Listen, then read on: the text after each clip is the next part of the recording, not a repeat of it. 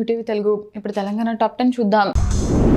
జిల్లా కలెక్టర్ భవేష్ మిశ్రా కుంటాల మండలంలోని ప్రభుత్వ ఆదర్శ పాఠశాలను ఆకస్మికంగా తనిఖీ చేశారు. ప్రభుత్వ పాఠశాలలోనే నాణ్యమైన విద్య అందుతుందని ఆయన పేర్కొన్నారు.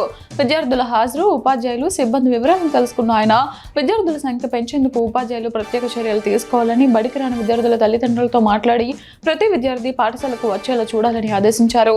పాఠశాల పరిసరాలను పరిశుభ్రంగా ఉంచాలని సూచిస్తూ అపరిశుభ్రతపై అధికారులపై అసంతృప్తి వ్యక్తం చేశారు. నాగర్ కర్నూలు జిల్లా అచ్చంపేట నియోజకవర్గం బాల్మూరు మండలం కొడనాగుల గ్రామంలోని ఎంపీపీఎస్ ప్రాథమిక పాఠశాలలో ఎమ్మెల్యే చిక్కుడు వంశీకృష్ణ ఆధ్వర్యంలో సామూహిక అక్షరాభ్యాసం కార్యక్రమం జరిగింది. ఈ సందర్భంగా చిన్నారులకు అక్షరాభ్యాసం చేయించి వారి విద్యాభ్యాసానికి శుభారంభం చేశారు.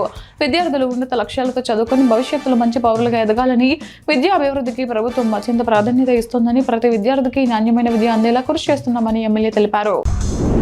కొల్లాపూర్ నియోజకవర్గం వీపనగండ్ల మండలం గోపాలదిన్నెలో మంత్రి జూపల్లి కృష్ణారావు పర్యటించి 33/11 kV విద్యుత్ ఉపకేంద్రాన్ని ప్రారంభించారు. ఈ సబ్స్టేషన్ వల్ల గోపాలదిన్నె, రంగవరం గ్రామాలకు విద్యుత్ సమస్యలు తీరుతాయని మంత్రి తెలిపారు. అనంతరం ప్రజల సమస్యలు విని పరిష్కారానికి హామీ ఇచ్చారు. ఈ కార్యక్రమంలో స్థానిక ప్రజాప్రతినిధులు, కాంగ్రెస్ నాయకులు పాల్గొన్నారు.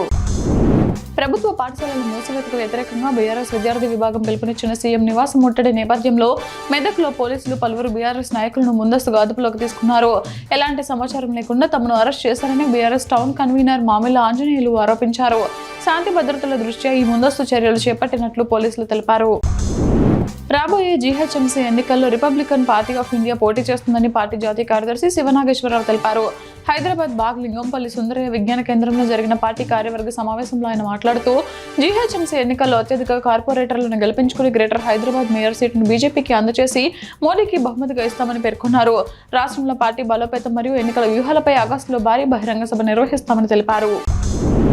జగిత్యాల జిల్లా పెగడపల్లి మండలం ఎల్లాపూర్ గ్రామంలోని ఎస్సీ కాలనీ ప్రజలు తాగునీటికి తీవ్ర ఇబ్బందులు పడుతున్నారు.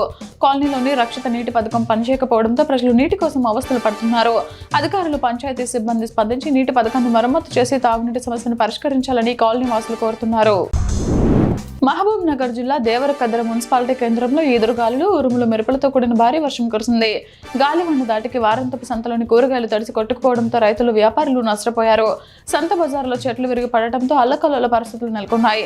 ఒక్కసారిగా వాతావరణం మారి వర్షం పడటంతో ప్రజలు ఇబ్బందులు ఎదుర్కొన్నారు.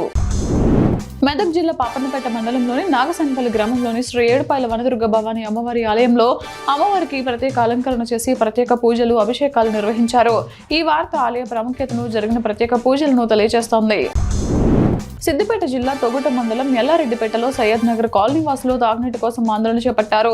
వారం రోజులుగా మిషన్ భగీరథ నీటి సరఫరా నిలిచిపోవడంతో సమస్యను అధికారుల దృష్టికి తీసుకువెళ్లినా పరిష్కారం కాకపోవడంతో ఖాళీ బిందెలతో గ్రామ పంచాయతీ కార్యాలయం వద్దకు చేరుకుని ప్రభుత్వ నిర్లక్ష్యాన్ని నిరసిస్తూ ముఖ్యమంత్రి రేవంత్ రెడ్డి దిష్టిబొమ్మను దహనం చేశారు. సమస్య పరిష్కరించకపోతే ఆందోళన మరింత ఉధృతం చేస్తామని హెచ్చరించారు.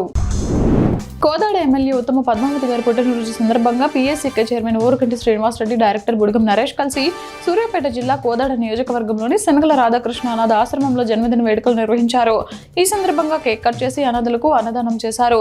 భగవంతుడు ఉత్తమ పద్మావతి దంపతులకు మంచి చేయాలని వారు ప్రార్థించారు.